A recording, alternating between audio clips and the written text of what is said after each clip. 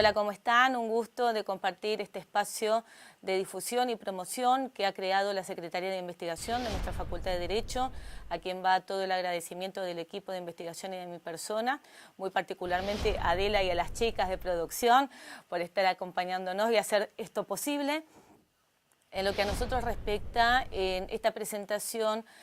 trata sobre un proyecto de investigación ya concluido, que es el 1419, DECID 1419. Actualmente nos encontramos en el 1619, que de alguna manera es una continuidad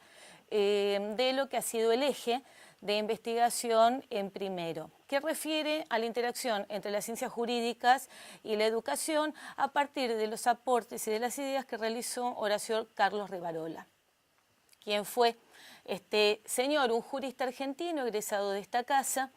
que a lo largo de más de 50 años generó una serie de ideas y de propuestas tendientes a enriquecer y formar la educación argentina a partir del concepto de ciudadanía responsable y comprometida en los marcos institucionales, tanto de la Constitución Nacional como de la democracia.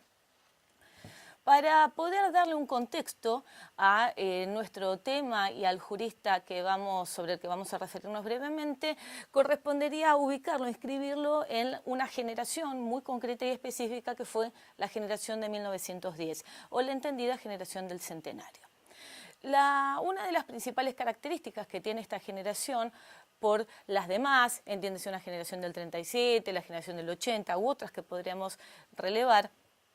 es la capacidad que tuvieron de ampliación de horizonte sus objetivos y que sus propuestas, no solamente las de Rivarola, sino las de todo el conjunto de integrantes de esta generación, se han extendido en el tiempo, incluso mucho más allá de sus propias vidas, y que muchos de los conceptos y de las ideas llegan a nuestros días. Y de ahí entonces la recuperación y la resignificación que nosotros en nuestro proyecto de investigación venimos realizando, particularmente en lo que refiere a colocar a la sociedad argentina como protagonista absoluto en la construcción de la realidad que vive.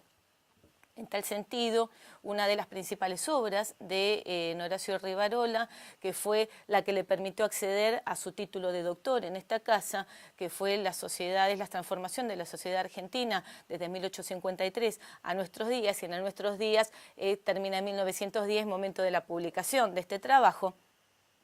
Él se centra en abordar a esta sociedad a partir de la heterogeneidad y la diversidad que presentaba ya nuestro país a partir de la Confederación, de Segunda Confederación o la Confederación Argentina II, la de Urquiza. ¿Por qué esto? Porque en Rivarola centra su atención en la incapacidad que tiene nuestro país de recibir un sinfín de etnias, de pueblos, de idiosincrasias y poder generar un entramado no sin tensión,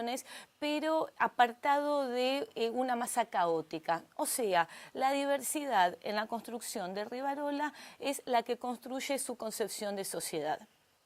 A partir entonces de esta conceptualización, lo que propone es asumir el estado crítico continuo que tiene nuestro entramado social, no como una característica perjudicial o negativa, sino por el contrario como el motor que dinamiza la identidad que construye esta sociedad, nosotros mismos. Y a esto le va a sumar un componente que permite la continuidad y la proyección en este estado crítico y de transformación continua de la sociedad, que es la flexibilidad. De tal manera que la flexibilidad es lo que va a permitir, le va a dar capacidad a este colectivo para poder sobrevivir y enfrentar este cambio continuo en el que vive.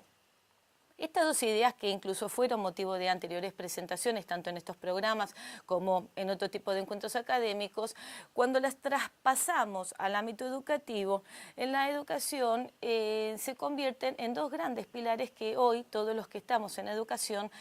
asumimos. La sociedad argentina es por demás diversa, es por demás heterogénea, genera puntos de tensión continuos y sin embargo hay una capacidad de continuidad y una proyección que es lo que la construye en su identidad social y política.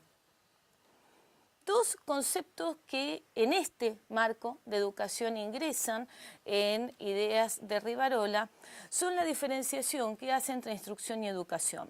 Si bien es cierto que estos dos términos ya los había acuñado al momento de pensar la educación Alberdi, Rivarola genera un giro y va a asumir que la instrucción solamente referirá al aspecto informativo del intelecto que posee cualquier ser humano y la educación refiere al aspecto formativo de la voluntad. O sea, que el principal acento en el que coloca su interés en Horacio Carlos Rivarola es en cómo se está formando la voluntad del habitante del suelo argentino, para que con eso poder plantear si es preciso la resignificación de las instituciones que construyen al Estado moderno. Este es un pensamiento que podríamos entenderlo perfectamente en nuestro ámbito y sin embargo es un pensamiento que tiene más de 100 años. Ahí entonces nosotros entendemos que se revivifica la historia porque en vez de quedar anquilosada en un pasado la podemos recuperar y podemos reflexionar en torno a cuestiones que evidentemente son estructurales a nuestro país y a nuestro modo de construir la educación y con los nuevos paradigmas poder generar unas nuevas visiones. Otro concepto que va a incluirse en el ámbito de esta red que está haciendo de lo que implicaría la educación es la conceptualización del término política, sin perjuicio de que nuestro jurista tiene una clara ideología, está formado a luz de una ideología concreta, no es la ideología la que va a hablar y la que va a proponer al momento de pensar qué es la política y en realidad va a entender que la política es el espacio que permite la observación, la detección y el listado de los problemas sociales, económicos, culturales que realmente aquejan o que llaman a generar respuestas. Por ende, la acuña el término de política educacional que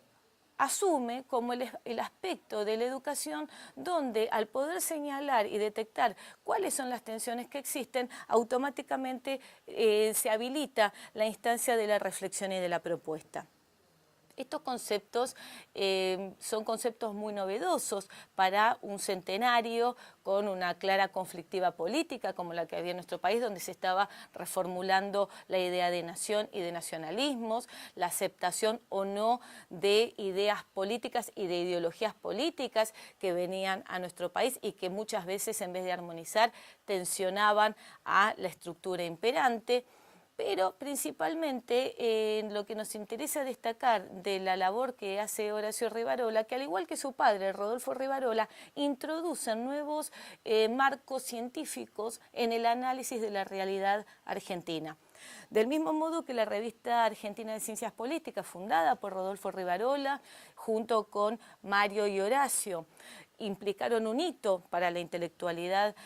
política, literaria de nuestro país. Del mismo modo, tanto la obra de transformación de la sociedad argentina como estos postulados que tiene de la educación introducen uno de los primeros estudios, cuando no los primeros estudios en sociología jurídica que tiene nuestro país. O sea que estamos frente a una familia que se caracteriza por su aspecto fundador. Justamente en este sentido, padre e hijo, al mismo tiempo podemos nombrar también dentro de la familia a Enrique Rivarola, un gran poeta dentro de lo que es un romanticismo, digamos, tardío. Son todas personas, juristas principalmente, en el caso de Rodolfo y Horacio, que se han caracterizado por su aspecto fundacional. O sea, algo que también marca a esta generación del centenario, que es la creación de nuevos espacios en los que se incluya a la sociedad. Una sociedad donde la formación no implica necesariamente y de modo excluyente que estudie una carrera de grado.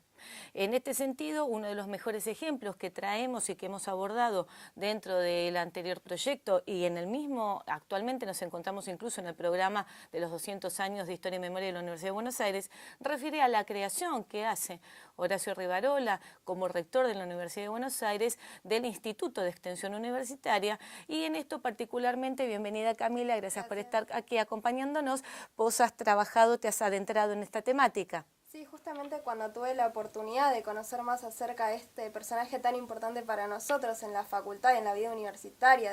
justamente de la Universidad de Buenos Aires, lo que más me interesó fue el proyecto de extensión universitaria que propuso Rivarola, ¿no? Porque no solamente hablaba de nuestra universidad, sino también de la de Córdoba, la de Tucumán, no solamente tampoco quedarse solamente en el claustro universitario, sino que él hablaba de abrir la Universidad de Buenos Aires a la sociedad. Él quería culturizar la sociedad argentina, expandiendo conocimiento, ¿no? y actividades culturales, justamente, para que no solamente sean los estudiantes que tengan la oportunidad de conocer o de abrir sus mentes, sino para todos, ¿no? Que sea algo más popular, por decir de alguna manera, que no se quede solamente en un sector